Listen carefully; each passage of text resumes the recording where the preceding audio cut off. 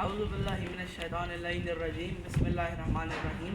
السلام علیکم ناظرین، قائم ٹی وی کینیڈا کے پروگرام اللہ حسین کے ساتھ ذاکر اہل بیت سید محمد وحاجی زیدی حاضر خدمت ہوں۔ اس وقت میں موجود ہوں مقام جناب ابراہیم پر، اور یہی وہ جگہ ہے جہاں پر جناب ابراہیم کے لیے آگ لگائی گئی تھی۔ کس نے لگوائی تھی؟ نمرود نے لگوائی تھی۔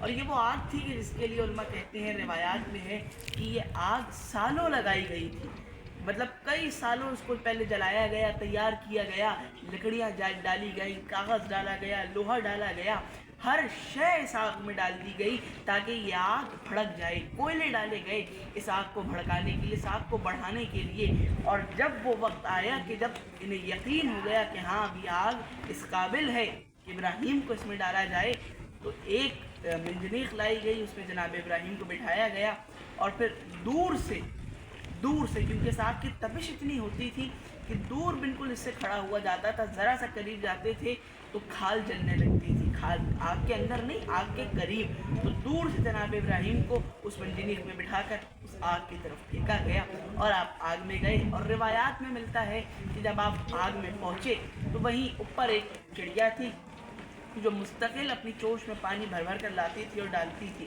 اس سے کہا گیا کہ بھائی تو اتنی محنت کیوں کرتی ہے، بھائی تیرا کیا واسطہ، یہ آگ کیا تیری گھنٹوں سے بجھ جائے گی؟ تو اس نے کہا کہ بھائی میں تو اس لیے کرتی ہوں تاکہ روز قیامت جب مجھ سے پوچھا جائے کہ تم کیا کر رہے تھے اس وقت جب تمہارے وقت کی حجت پہ ظلم ہو رہا تھا، تو میں کہہ سکوں کہ میں اس وقت بھی ان کا ساتھ دے رہی تھی، اور میں اس وقت بھی اپنی طرف سے پوری کوشش کر رہی تھی کہ میں ان کے ساتھ کھڑی رہ سکوں۔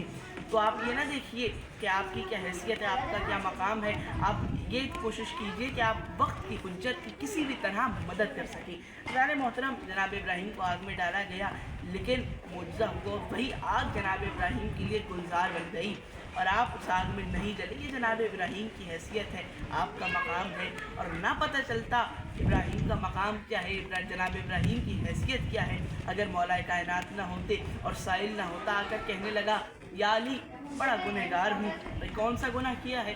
کہا یا علی ایسا گناہ کیا ہے کہ اگر میں یہاں بتا بھی نہیں سکتا۔ کہا بھائی کون سا گناہ ہے؟ اس نے بتایا۔ مولا فرماتے ہیں کہ بھائی اس کی سزا یہ ہے کہ یا تو تجھے کسی ایسے مقام سے گرایا جائے کہ تیری ہڈیاں چور چور ہو جائیں، تو ختم ہو جائے، یا پھر یہ کیا جائے کہ تیرا سر کاٹ دیں، یا پھر تجھے آگ میں جلا دیں۔ مولا کا چاہنے والا تھا، کہنے لگا یا علی آگ میں جلا دیجئے۔ کہا ٹھیک ہے۔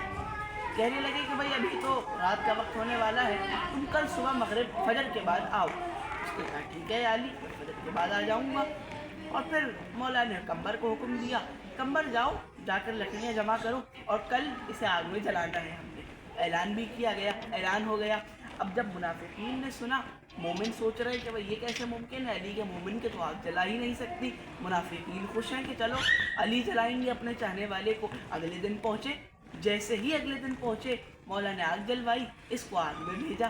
سفید کرتا پہن کر گیا تھا، اور کچھ ہی دیر بعد لوگ خوش تھے کہ بھئی جل گیا ہوگا، مولا نے کہا واپس آ جا۔ اب جو جیسے ہی مولا نے حکم دیا واپس آ جا، آگ سے باہر آیا، اور یقین جانیے سفید کرتا پہن کر گیا تھا اور دھوئیں تک کا نشان نہیں تھا، ایک جگہ سے بھی نہیں جلا تھا۔ منافقین دیکھ کر حیران تھے، مومن خوش تھے، کیوں؟ کیونکہ علی کا چاہنے والا گناہوں کے کنویں میں ہی کیوں نہ ڈوبا ہوا ہو، اسے آگ نہیں جلا سکتی۔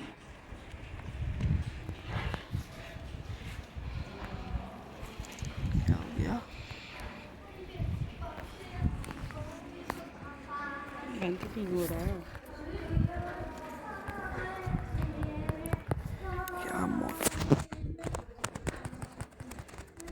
یہاں سے دیکھو